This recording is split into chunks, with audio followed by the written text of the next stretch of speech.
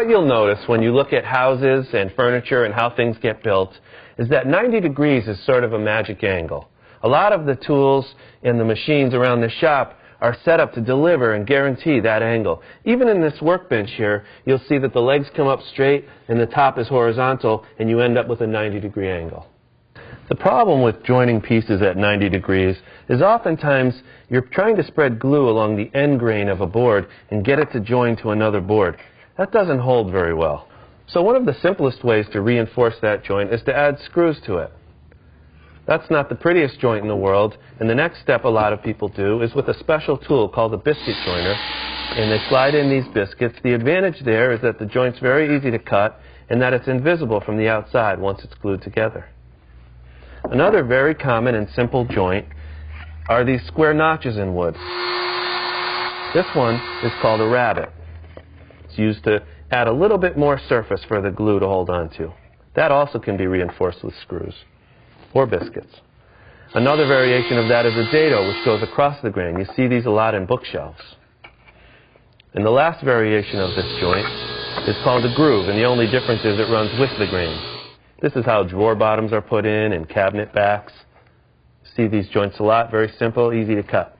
There are other joints you can make cut with specialized router bits. This one, called a cope and stick joint, was cut with 2 matching router bits. When you add a plywood panel to it, you get a nice frame and panel door with a molded inside edge, all from those same 2 router bits.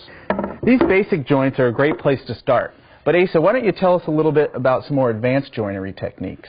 Well, eventually you're going to want to build things that'll even last longer than you will. And that's where the traditional woodworking joints come in. The great thing about them, the Dovetail and the Mortise and Tenon, is that they're not only beautiful, but they're also bomb-proof.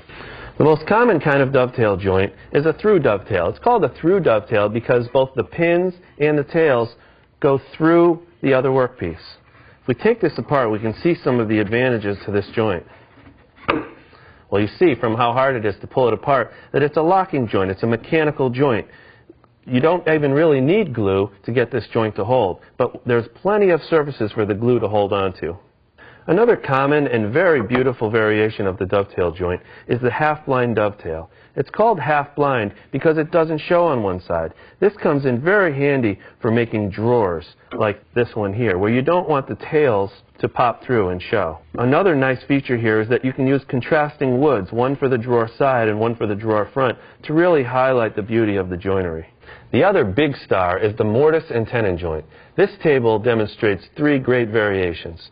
The simplest one is this here. This is a blind mortise and tenon in that it doesn't show on any of the other surfaces. But when you add glue to this tenon and it fits into this perfectly sized mortise, you end up with another bomb-proof joint. A nice variation of the mortise and tenon is when you send the tenon all the way through the workpiece and it comes out on the other side. It can create a beautiful decorative joint like this one we see here. And the last variation we want to show you is when the tenon comes out even farther, you cut a small notch and a wedge can go in. These kind of exposed joints are characteristic of arts and crafts style furniture, which is what this table is. There are a few other things to consider when building furniture. For example, wood shrinks and expands when seasons change, and you need to take that into account when you're designing and constructing furniture. You'll also need to put a finish on your piece, and that's a whole separate topic. To find out more about these topics and everything else you need to know about woodworking, explore FineWoodworking.com. You can start with the links on this page. Now go make some sawdust.